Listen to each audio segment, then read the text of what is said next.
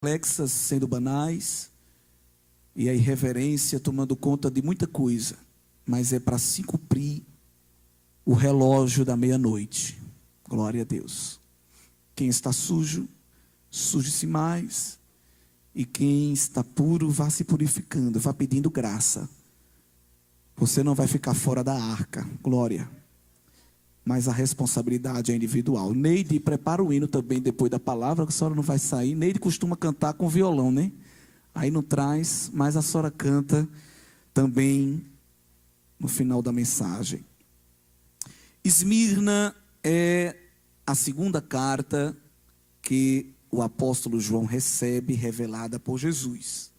Inclusive eu disse aqui ao pessoal que vai para Jerusalém, para aquela viagem a Israel, e inclui no pacote as 7 igrejas da Ásia, a única cidade dessas aqui que ainda está de pé, ali na Turquia, é Esmirna, né? Hoje com o nome Izmir.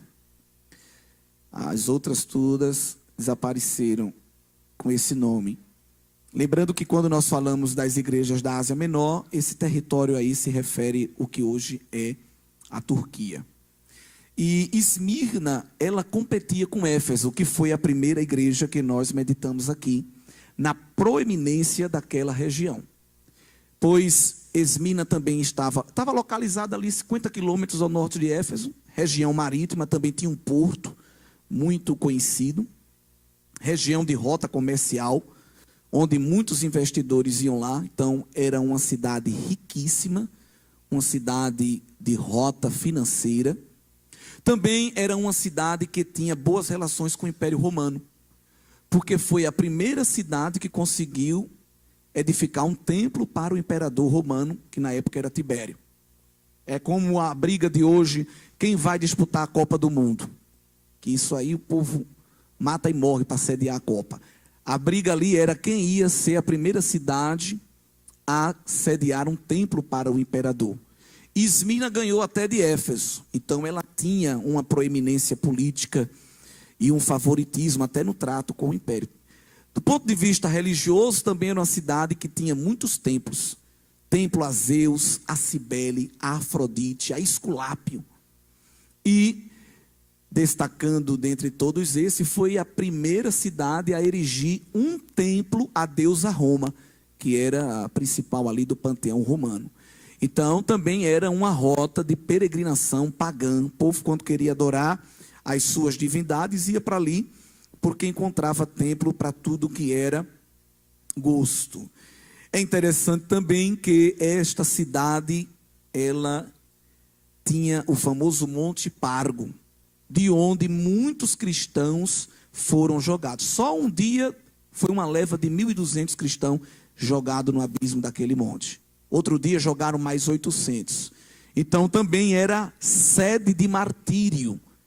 Aqui nós temos, quem gosta de história da igreja, o famoso bispo Policarpo, que foi bispo de Esmirna, um dos mártires. Faleceu em fevereiro de 155 depois de Cristo, morto em fogueira por não negar a fé no Senhor, não é? Morreu com 86 anos, mas ainda estava na ativa. E a raiva do império é porque ele não queria publicamente dizer que César era Senhor. E foi várias vezes chamado para negar a fé, nunca negou, até que o imperador disse: eu não quero que você faça nada, eu só quero que você diga que César é Senhor e que Jesus não é o seu Senhor. Ele disse: eu não posso, porque 86 anos ele só me fez bem, ele só me tratou bem, eu não posso fazer isso com ele, ele é tudo para mim, eu estou bem assim. Então você vai matar. Está bom, pode matar. E foi morto. Até a tradição cristã diz que quem foi catar a lenha para fazer a fogueira de Policarpo foram os judeus. E diz a tradição que era até dia de sábado. O judeu não faz nada no sábado, mas para pegar a lenha, para matar o bispo cristão, eles não mediram esforço, porque havia uma ira muito grande contra o cristianismo. E quando a gente fala da perseguição da igreja, por exemplo, as cartas que Pedro escreve para os irmãos que estavam sofrendo perseguição, João também se dirige para irmãos que estavam em perseguição, Paulo. Essa perseguição em geral vinha de duas vertentes. Era uma perseguição política e uma perseguição religiosa. Os cristãos sofriam a perseguição do Império Romano, que era uma perseguição política, e sofria perseguição da religião judaica, uma perseguição religiosa. Então era luta para todo lado. Ser cristão, nas primeiras décadas da história da igreja, não era uma coisa fácil. Queria destruir sua reputação, era só se autodeclarar cristão. A gente sabe que o fim de muitos foi selado com a morte. Mas mesmo com toda essa luta para destruir a fé cristã, quanto mais se matavam homens e mulheres, mais a fé cristã se propagava, não é?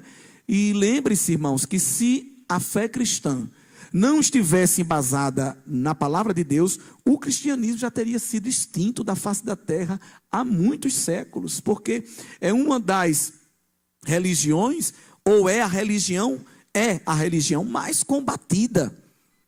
Então, se dependesse do comportamento da sociedade, cristianismo ia ser uma matéria só de museu. E olhe lá. Então, a maior prova de que Deus existe, eu entendo, uma das maiores provas que Deus existe, é o cristianismo sofrer esses 2000 anos de extrema perseguição e continuar crescendo. É um grande mistério. Inclusive, as especulações da sociologia é que na virada do milênio, o ateísmo, o humanismo, o secularismo ia tomar conta da Europa, da América do Norte, ia se espalhar pelos continentes, e o mundo, na virada do milênio, ia ser um mundo ateu. Racharam o bico. Por quê? Exatamente o contrário. Na virada do milênio, houve um boom, um crescimento do cristianismo. Na África, na Ásia, na América Latina, os países onde há maior perseguição, não tem sociólogo que consiga fazer gráfico para explicar isso. A explicação está em Mateus 16, verso 18, quando o Senhor disse: edificarei a minha igreja, e sobre ela as portas do inferno não vai prevalecer. Não é, irmãos? Então o cristianismo não depende, não falamos isso com soberba, mas o cristianismo não precisa de ONG. Você já viu alguma ONG? Salve os cristãos? Hein? Não, tem salve o panda, salve o mico-leão, salve a tartaruga de pente, salve o grilo, salve o cupim.